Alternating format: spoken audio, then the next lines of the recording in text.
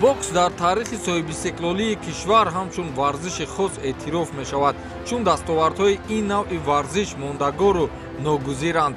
бо мурури замон қалби тоҷикистон ба маркази муҳимтарин мусобиқаҳои ҷаҳонии бокс табдил ёфту соли 1 ё 2 маротиба бо ҳашаматтарин чорабиниҳои ин навъи варзиш барпо мегардад.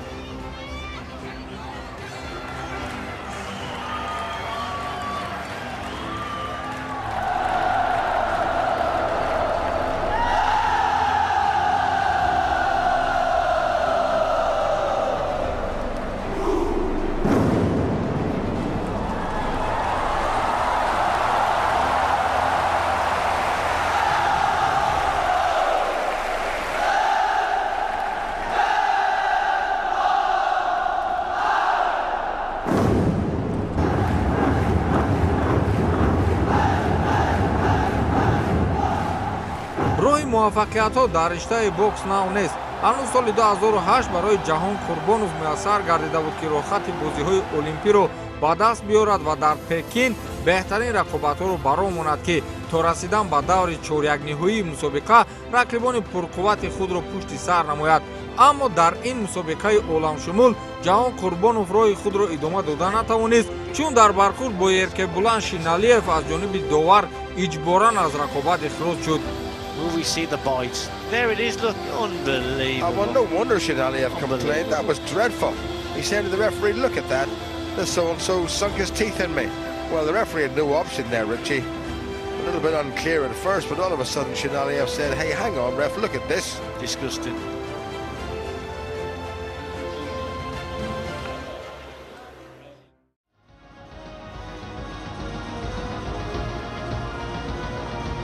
Others would come from other lands, in particular from the West Indies.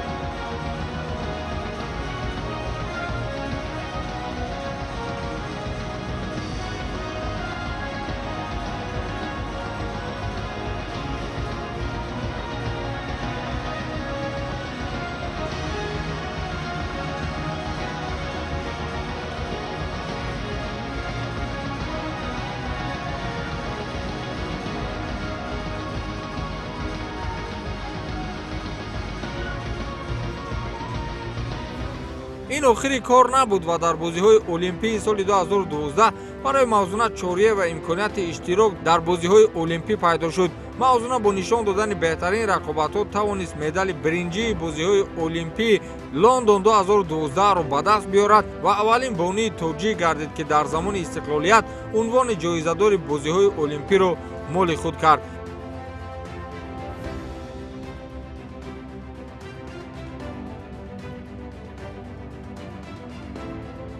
Мавзуна Чориева ки дар риштаи бокс буд, дар он вақт ман дар риштаи кикбоксинг ва теквандо фаъолият мекардам. ман ҳам худам варзишгар будам аз хурдсолӣ.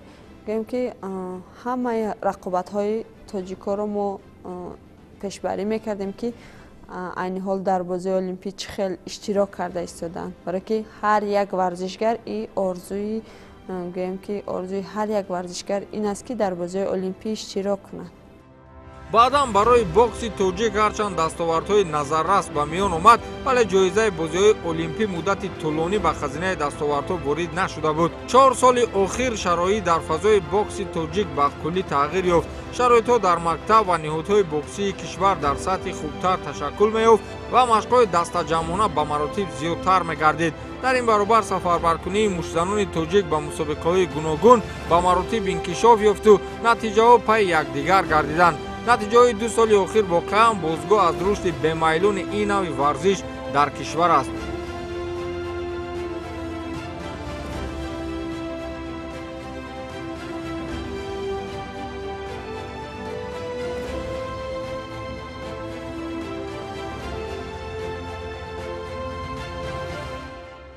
дар замони истиқлолияти давлатии ҷумҳурии Тоҷикистон на фақат дар соҳаҳои иҷтимоӣ, иқтисодӣ, дар соҳаи варзиш ман қайд кардани ҳастам ки бисёр навгониҳо ва бисёр дастовардҳои баланди байналмилалӣ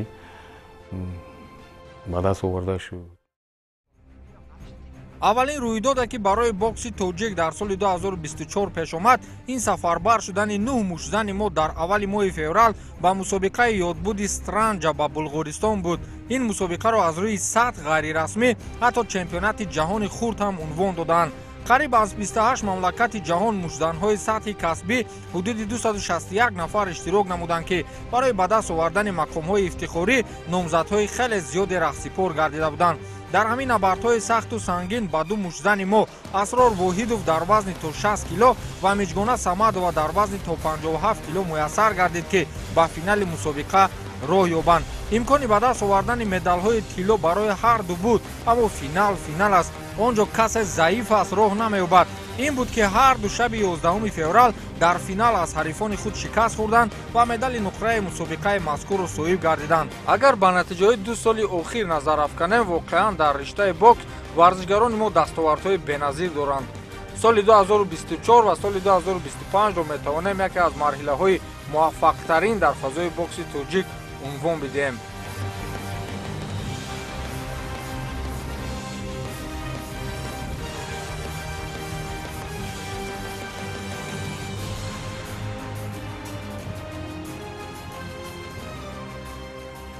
аз баромадашон маълум шуд ки мураббиён роҳи хубро интихоб карданд ва хуб омода сохтанд онҳо. натиҷаҳои калон шуд. сабаб иштирок дар мусобиқаҳои байналмилалӣ, иштирок дар машқҳои дастаҷанӣ, ҳамаш як шуда натиҷаро нишон доданд.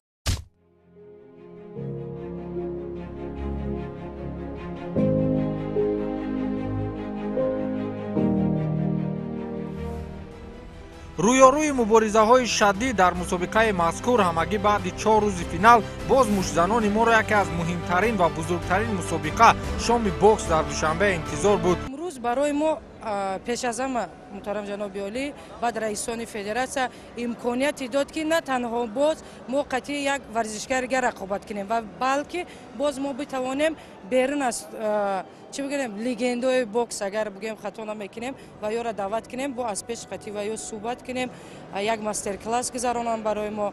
имрӯз ки мо субҳ бо Рой Ҷонсон як машқи бигем ки ба забони русӣ мастер-класс доштем ва иҳо бисёр чиза бо мо фаҳмонданд. барои ҳамин ман бовар дорам ки ин беҳтарин рӯз буд, на танҳо барои ман. имрӯз ман хеле шод ҳастам ки варзишгарои мо тези баъд мумкин қоматшон рост шавад. солҳои мо камтар мушкил буд ки тоҷикистон ҳам мумкин ба даст мешинохтанд, ин баъд мушкил буд ки дар бораи тоҷикистон як чиза фаҳмонданд.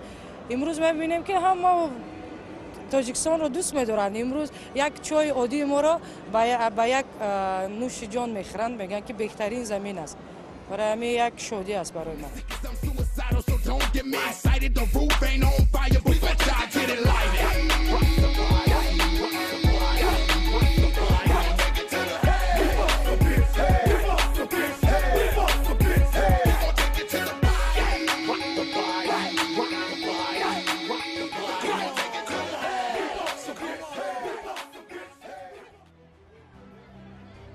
дар ин бархӯрдҳои нотакрор се мушзани тоҷик ба сифати муаллифи рақобатҳои асосӣ ба ринг мебаромаданд.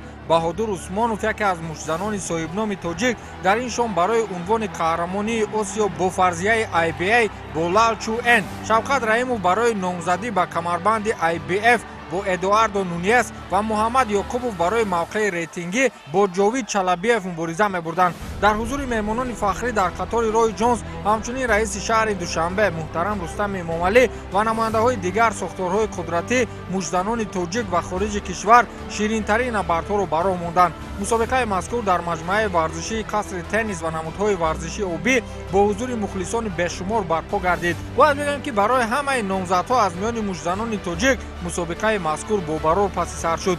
Баҳодур Усмонов бошад бо қарори доварон бар Ҷавид Чалабиев пирӯз шуд, унвони қаҳрамонии Осиёро аз рӯи фарзияи IBA ба даст овард. хулас барои чанде аз мушзанони мо низ ин рақобатҳо хеле бобарор буданд.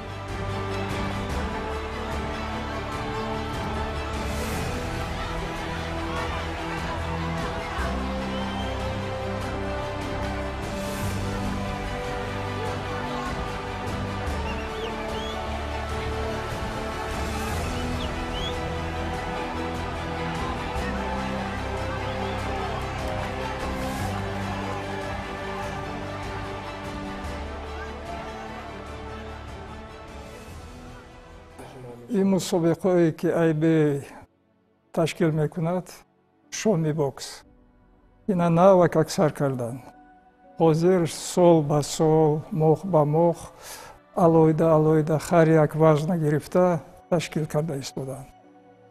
16 ноябр ба Баҳодур Усмонов хати мо Пекинда будем. ҳамонҷода дар вазни 63.5 кило 8 нафар баромад карданд.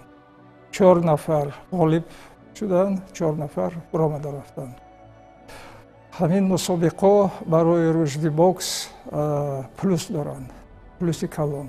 дар он шоми бокс мужзанои дараҷаи баланд иштирок мекарданд ва иштирок дар он ҷо ва баромад дар он ҷо ба мужзанои мо таҷрибаи бехтаринро медиҳад ки дар оянда онҳо метавонанд натиҷаи хубро ба даст оварданд.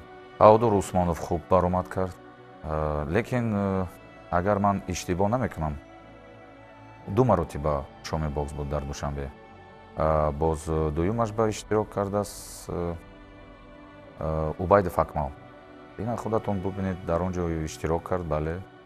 бо рақибаш буд аз Узбекистон, хуб баромад кард ва пеш аз муҳлат ғолибдор шуд ва ина натиҷа чӣ тавр шуд? таҷриба пайдо кард, ба худ боварӣ пайдо кард. иштирок дар шоми бокс ин кори хуб аст, лекин фақат гуфтан дар кор нест ки танҳо шоми бокс ба онҳо таҷриба дод.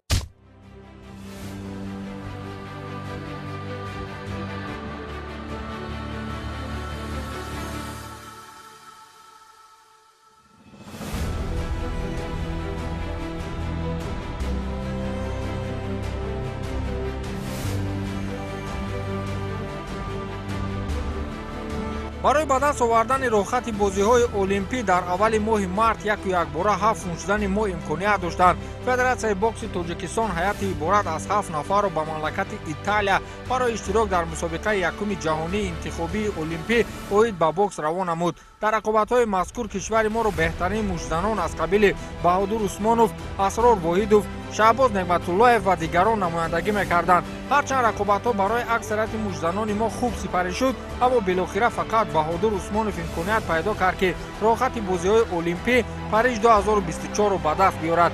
мужзани тоҷик Баҳодур Усмонов дар вазни 63.5 кило дар даври чоракниҳоии якумин мусобиқаи интихобии бозиҳои олимпӣ дар Италия муқобили мужзани ҷопонӣ Нишияма Шиён бо қарори ҷудогонаи доварон бо ҳисоби 3-2 зафар ёфта рохати бозиҳои олимпии Париж 2024-ро ба даст овард. бо ин Баҳодур сеюмин мужзани тоҷик гашт ки рохати бозиҳои олимпиро ба даст овард. қаблан дар бозиҳои осиёӣ дар соли 2023 барои Давлат Болтаев ва Миҷгона Самадова ин рохати таърихӣ муяссар гардида буд.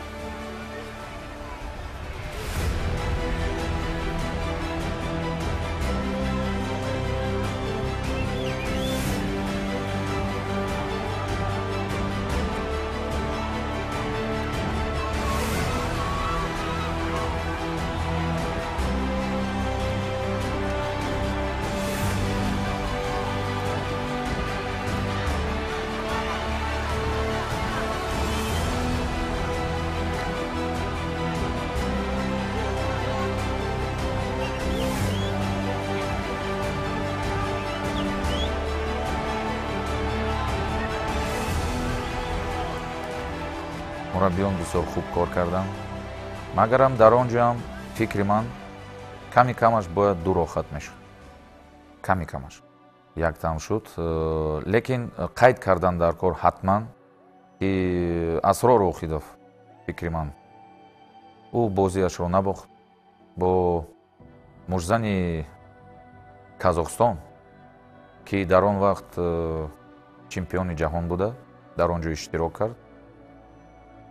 бозиашро ман хуб нигоҳ кардам ва аз рӯи таҷрибаи худ ва аз рӯи критерияи ҳозиразамон нигоҳ кардам ва хулосаи ман Асрор Воҳидов бурд, магарам доварон тарафдори ӯ набуданд. ҳақиқат тарафдори боксёрони мо бисёр вақт намешавад. мешуд, фақат бисёр маротиба вақте ки охирон мусобиқое ки барои гирифтани роҳат дар он ҷо ҳар як тим ҳаракат мекунад ки агар ки ихел натавонад ай тарафи доварро ҳамин корро кунанд. ман намегӯям ки Асрор Вохидов бой додагӣ буд.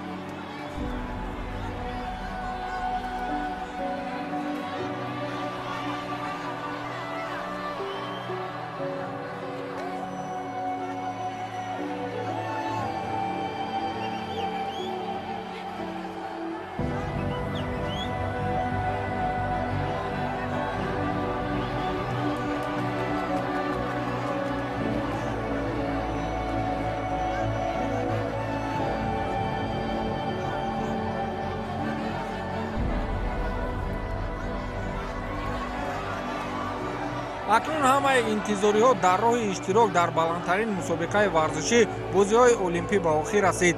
3 нафар мушзанони мо Давлат Болтаев, Миҷгона Самадова ва Баҳодур Усмонов озими шаҳри Париж гардиданд. сараввал рӯи экранҳо рақобати Баҳодур Усмонов бо намояндаи Булғористон Радослав Расанов нишон дода шуд. ҳарчанд Баҳодур дар ин бархӯрд бо зарбаҳои ҳадафраси худ моро шод мекард, аммо билохира дасти ҳарифаш боло шуд ва Баҳодур дар даври аввали мусобиқа шикаст хӯрду аз идомаи рақобатҳо бенасиб монд.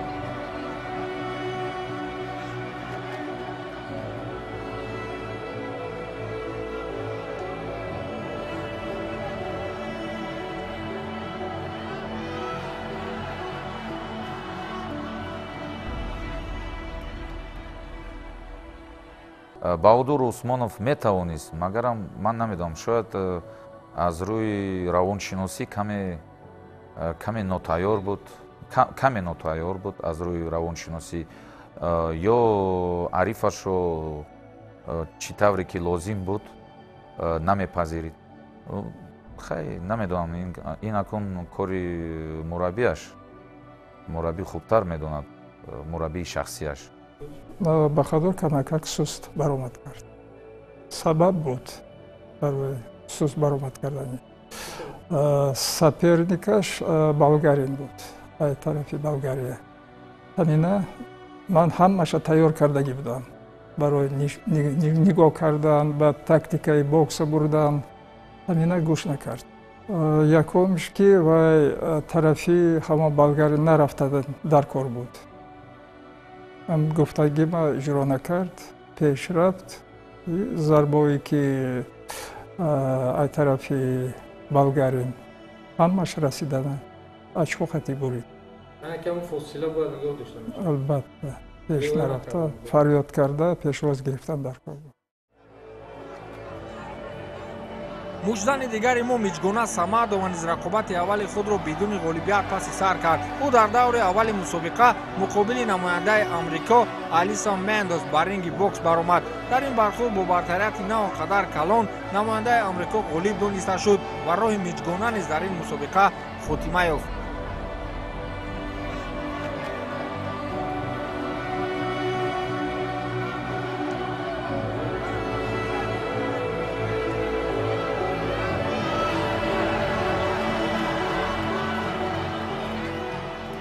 Миҷгона Самадова якум боиша бой надодагӣ буд ҳати Америка. дар бозиҳои олимпӣ рақобати ман бо намояндаи Америка буд ки ҳамаи шумо худатон шоҳид ҳастем ки он рақобати ман гӯям ки бо натиҷаи 3-2 ба ҳарифи ман ғолиб омад ва ман аз он ғолиби он гӯям ки зид ҳастам. барои чӣ? барои он ки он рақобатро ман аз аввалин то охир гӯям ки бурда будам. ман фикр кардам ки ҳозир дасти маро мебардоранд, аммо ҳамон хеле шуд ки бо натиҷаи 3-2 дасти онро бардоштам ки ман бо ин гӯям ки хай бозиҳои олимпӣ аст.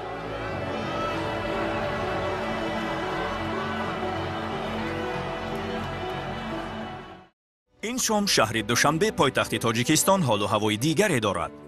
زیرا ورزش دوستداران تاجیک امکان دارند شاهد باز یک مسابقه باشکوهی بین المللی گردند. قصر تنیس و مجمع ورزش‌های آبی میزبان شام باکس خواهد شد و مخلصان ورزش انتظار شام خاصی هستند. در دوم سال جاری در برابر دستاوردهای بی‌نظیر همچنین دو مرتبه شهر دوشنبه مرکز پرحشمت‌ترین مسابقه‌های بوکسی با عنوان شام باکس گردید. البته اینجا قید کردن در کار است که نه فقط تشکیل کردن خودی همین شام باکس، البته این رو باز قید کردن در کار است که با دستگیری مثل خودی فدراسیون و با دستگیری رئیس شهر دوشنبه شام باکس این برای تشویق مثل گپ جوانان به جلب نمودن به مشغولیت رشته باکس می باشد. سراول در ماه مای بخشیده به روز جوانان با تشبوس فدراسیون بوکس و دستگیری به واسطه رئیس شهر دوشنبه محترم رستم امامعلی در قصر تنیس و مجمع ورزش‌های آبی مسابقه شام باکس دایر گردید که اونجا مین ایونت یا خود رقابت‌های اساسی این مسابقه برخورد مشزن تاجیک بهادر عثمانوف با آلبرت پاگارا از فیلیپین برای به دست آوردن کمربند چمپیونی WBA گولد بود. در این نبرد بهادر عثمانوف نوبسته از پرتجربگی حریف در راوند سیوم در یک نکاوت غالبیت به دست آورد و کمربند چمپیونی را مال خود کرد و منبر طلا را به لرزه درآورد. будаси чап ҷеб будаси ро зарбаи мустақим пагара дар канори куч хуб истодааст ва акнун намедонад чӣ тавр зарбаҳои баҳодур усмоновро дифоъ кунад мегардонад. албатта бисёр мушкил аст. баҳодур ин мавқеъро бояд аз даст надиҳад. ва тамошобинёни азиз, аввалин нокдаун дар раунди навбатӣ дар иҷрои баҳодур усмонов тавонист тамоми мухлисони дар ин майдон ҷамъ омадаро ба ҳайрат биёрад. аҳсон. албатта ин варзишгар баҳодур усмонов абадан дар тарихи варзиши ҷумҳурии тоҷикистон ин мемонад. баҳодур усмонов чӣ хеле ки ман фаҳмидам ҳозир ба намуди риштаи бокси касбӣ омода мебошад. мо аз онам хеле хурсанд шудем вақте ки камарро ба даст овард. худатон шоҳид будед дар шоми бокс тақрибан 1 моҳ пеш будин. албатта боварӣ дорам ки баҳодур усмонов боз ҳам ба қуллаҳои баланд мебарояд дар намуди риштаи бокси касбӣ.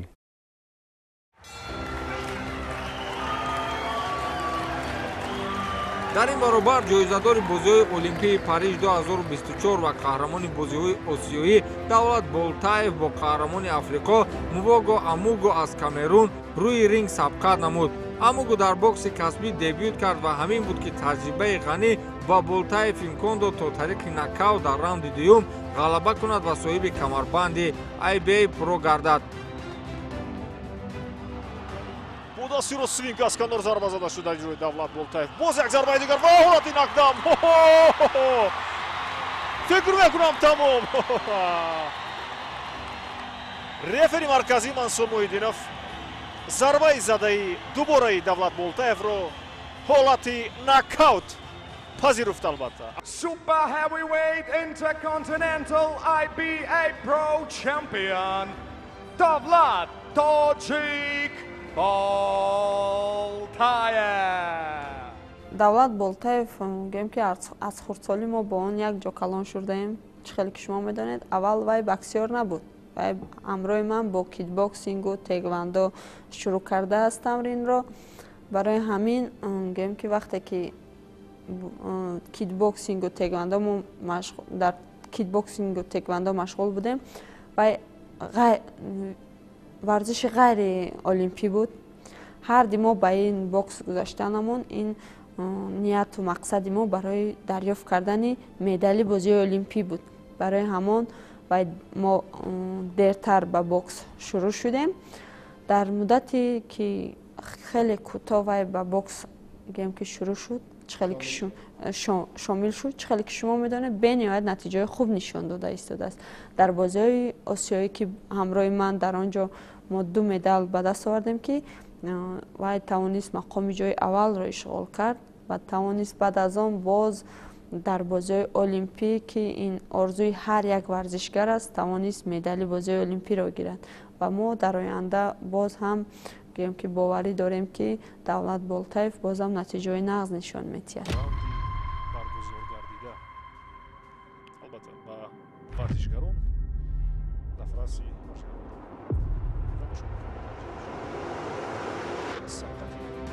با همین ترتیب برای چهره دیگری نمایشنامه توجیک در فضای بوکس اکمل اوبایدوف نیز این شام خاطرمون بود. قهرمان آسیا در وزن سبک اکمل اوبایدوف با ارژان زلیلوف از قزاقستان روی رینگ نیروسنجی کرده با قرار داوران پیروزی به دست آورد.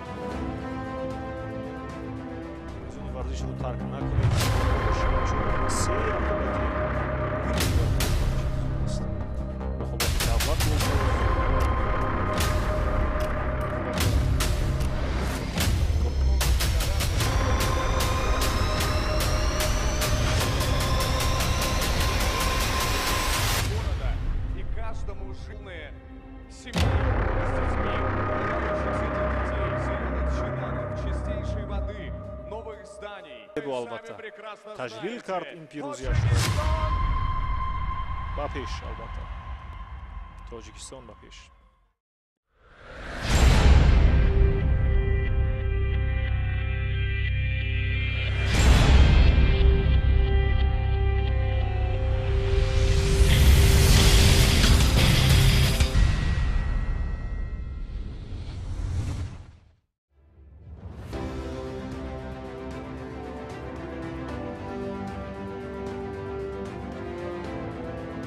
ҳамагӣ баъди 2 моҳи шоми бокс дар моҳи май қасри теннис ва маҷмӯаи варзишҳои обӣ мизбони боз як мусобиқаи муҳташами шоми бокс бо унвони мусобиқаи IBA Pro 8 гардид. дар ин мусобиқа бархурди Давлат Болтаев бо Саломон Адебайо, Вадим Мусаев бо Хосе Мигел Барего ва Баҳодур Усмонов бо Кристофер Муаффо аз рақобатҳои асосии шоми бокс ба ҳисоб мерафтанд.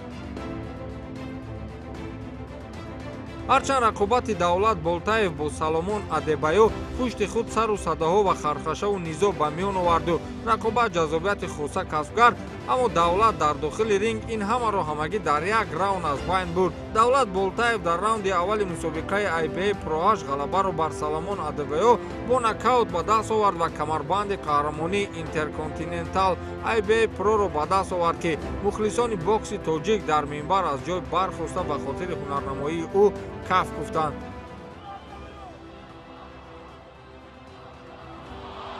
як зарба на чӣ ҳодиса буд, чӣ кор буд, чӣ зарба буд аз ҷониби Давлат Болтаев ва ин аввалин нокдаун аст.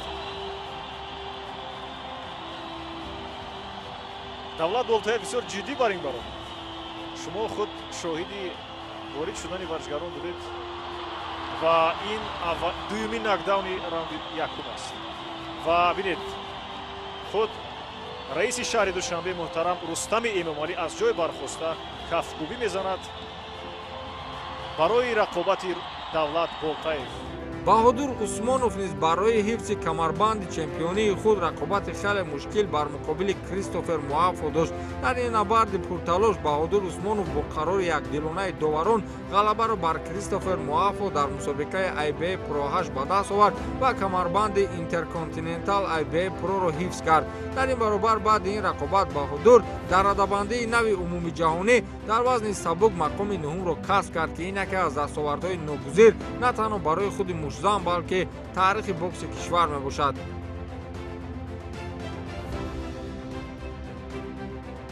Одержал победу и остается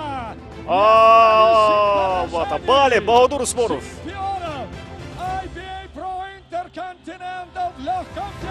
қаҳрамони IBA Pro Баҳодур Усмонов боз дифоъ кард унвонашро. боз бори дигар Баҳодур Усмонов дифоъашро унвонашро албатта дифоъ кард. аҳсан мегӯем барои ин қадар рақобати арзанда муқобили рақибаш Кристофер Муаффо тавонист пирӯз бигардад.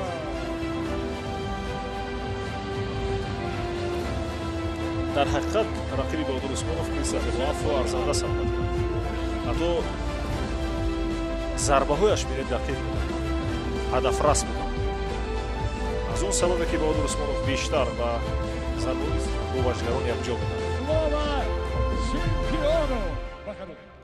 Боҳодур Усмоновро ман рақобаташро дар сатҳи олӣ баҳо метиҳам, барое ки мо бо Боҳодур Усмонов дар як толори варзишӣ тамрин мекунем ва айни ҳол Боҳодур Усмонов дар бокси касбӣ дар радабандӣ мақоми ҳафтумро ишғол мекунад ки ин шӯхӣ нест. Байни тоҷико дар ҳамин вазни 61-200 дар бокси касбӣ дар мақоми аввал ин Ҷервонта аст ки шумо медонед ки яке аз боксёрои ҷаҳонии пурқувваттарин аст ва айни ҳол дар ҳамин вазни 61-200 ки тоҷик дар мақоми ҳафтум аст. Барои ҳамин мо боварии комил дорем ки рӯзҳои наздик Баҳодурам метавонад ки дар ҳамин дарабандӣ боз ҳам аз ин натиҷаҳои хубро нишон дода боз ҳам наздиктар шавад.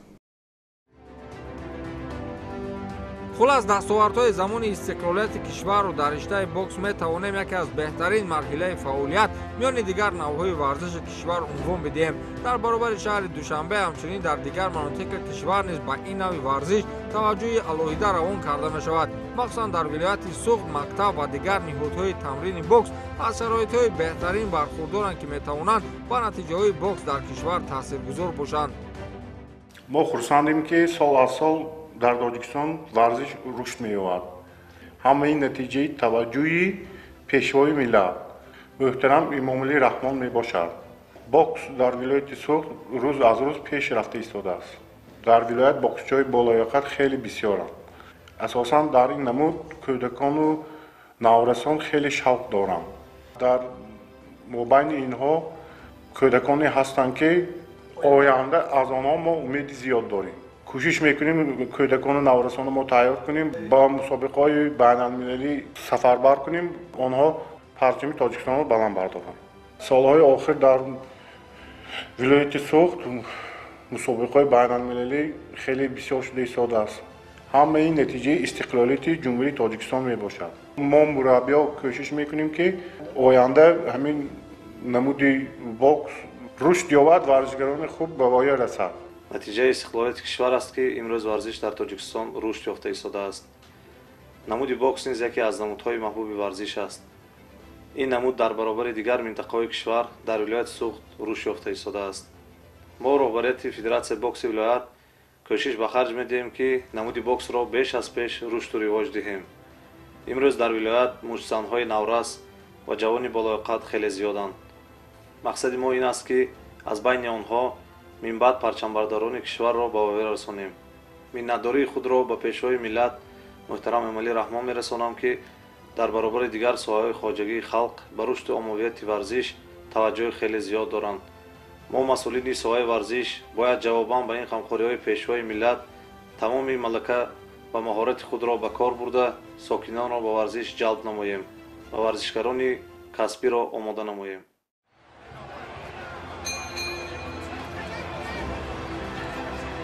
дар умум фаъолияти Федератсияи боксро дар қатори дигар федератсияҳои варзишии кишвар ҳамчун намунаи ибрат унвон дода дар ояндаи наздик натиҷаҳои баланди дигарро интизор шудан мумкин аст. бо чунин суръат рушд кардан бозгӯи он аст ки ба наздикӣ мо шоҳиди аз ин дида натиҷаҳои беҳтар хоҳем буд.